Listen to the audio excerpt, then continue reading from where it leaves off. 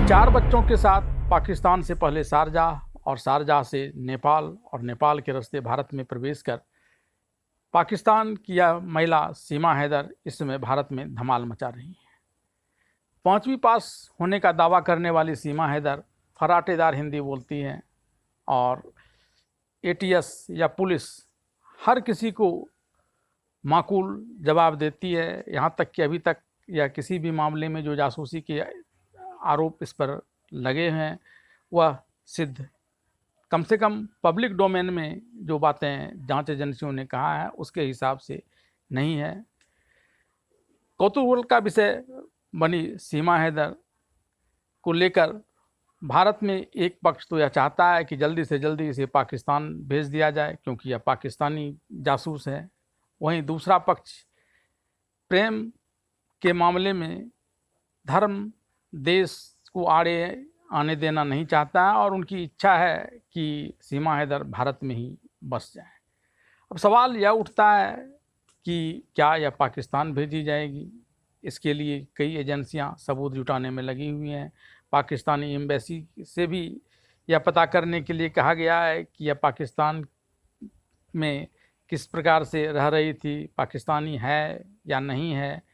तमाम बातें इसको लेकर हो रही हैं जो इसके पाकिस्तान भेजे जाने या ना भेजे जाने को लेकर मार्ग प्रशस्त करेगा। वहीं दूसरी तरफ अगर हम प्रेम वालों का पक्ष लें कि प्रेम के आगे किसी भी प्रकार के बाधा को नहीं आने देना चाहिए और इसे भारत की नागरिकता मिलनी चाहिए, तो इसे लेकर हमारे कानून में कई प्रावधान हैं जो यह तय करेगा कि क्या सीमा हैदर को यहाँ की नागरिकता मिलेगी और सचिन के साथ उसका प्यार यहाँ फूलेगा फलेगा। बात भारत के कानून की जाए तो यहाँ एक हिंदू मैरिज एक्ट है, दूसरा मुस्लिम पर्सनल लॉ है और एक स्पेशल मैरिज एक्ट है। इस तीनों ही के तहत यहाँ शादियाँ होती हैं। बात अगर स्पेशल मैरिज एक्ट की जाए तो उसके तहत कोई 2 बालिग व्यक्ति शादी कर सकता है और इसमें न तो धर्म आड़े आता है न ही स्थान आड़े आता है, यहाँ तक कि देश की सीमाएं भी इसके आड़े नहीं आती।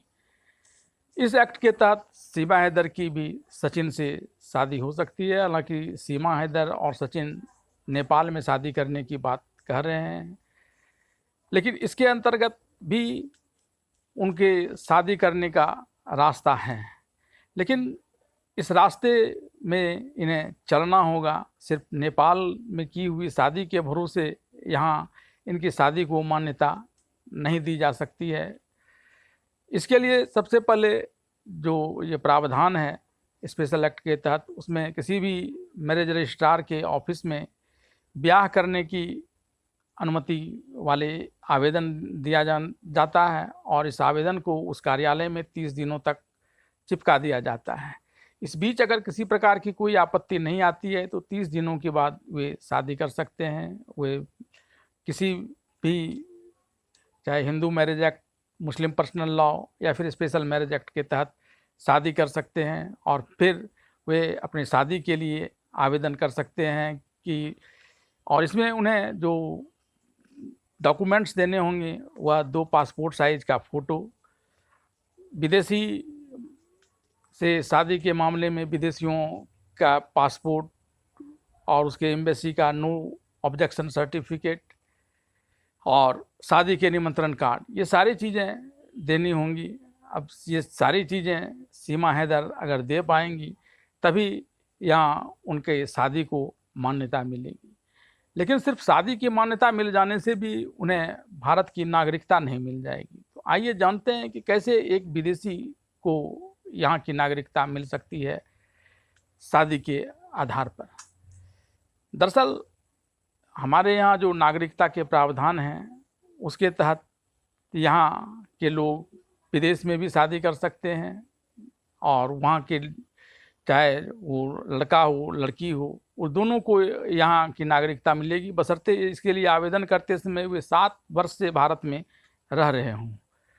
और ऐसा अगर नहीं होता है तो फिर उन्हें नागरिकता नहीं मिलेगी। साथ ही उनके साथ यह भी प्रावधान है कि वे यहाँ किसी इलीगल मंशा से नहीं आए हों, भारत के प्रति उनके मन में प्रेम हो और इसका प्रदर्शन भी समय समय पर होना चाहिए। ये तमाम चीज़ें अगर सीमा हैदर सिद्ध कर पाएंगी तभी वे भारत में रह पाएंगी, अन्यथा इनका पाकिस्तान जाना तय है।